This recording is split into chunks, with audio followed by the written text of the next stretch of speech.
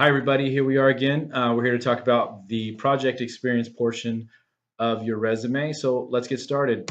First thing is, this to me, this is probably the second most important part of a resume, aside from the summary of qualifications, because this is an area where, as a recruiter, hiring manager, they're going to spend 6 to 9 seconds scanning your resume to see if they want to take a deeper dive. They're going to look at your summary, and then they're going to look at your project experience or your work experience. So you want to make sure you make it easy for them to understand what you did at that position and how you performed. And a good way to do that is by one, listing your position title in bolds and only your position title. Everything else, like in this area, is non-bolded. It helps to highlight. Yeah, somebody could visually scan that and see exactly what you did in like 2 seconds without reading anything else. And sometimes that's really all that they're doing. So you want to do that. If it's a project, a school project, then you're going to list uh, what you were you a student, was it a personal project, was it an internship, and this is a good way to do it of many ways to do it, but I recommend this way. The other thing you're going to want to do is similar to your education. You want to list your projects in chronological order, listing them from the most recent and moving to the past.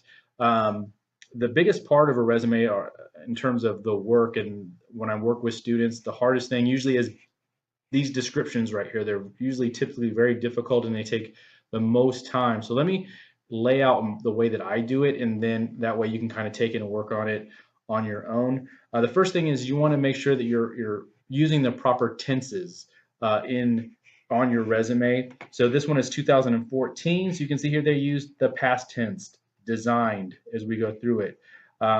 And that's the way that you want to do it. And if you're working and it's a current position, then you want to use the present tense when you're writing these descriptions.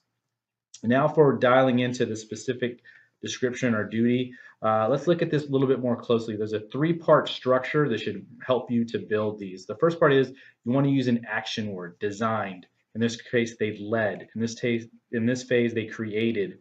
Those are good words to use. We can give you a list of words. We'll provide them in this module that you can begin with.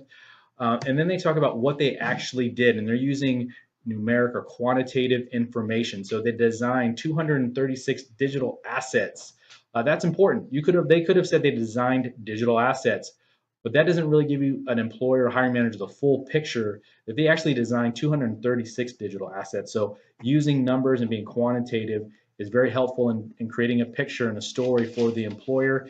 And the last part of the three-part structure is they said how they did it. So they not only did they design 236 digital assets, but they did it on time and under budget. So that's how they did it. And if you look through these when you have a little bit more time, you'll see that it's following that simple three-part structure. And when you start building yours, use it. It's really helpful to give structure to that, and we can help you out with that in our labs. Yes, Yusuf. And remember, guys, no personal statements, no I and no me. You want to Very be important. objective when you are describing the tasks and the duties or the scope of the project that you're describing.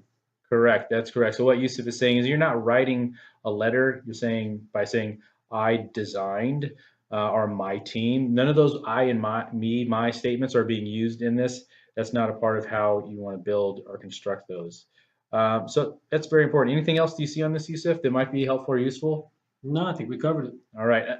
Maybe another thing is you don't have to list every single thing that you did. You want to try to take the larger accomplishments or the things that are related to the position that you're applying for when you do this. That's probably a good practice. Definitely.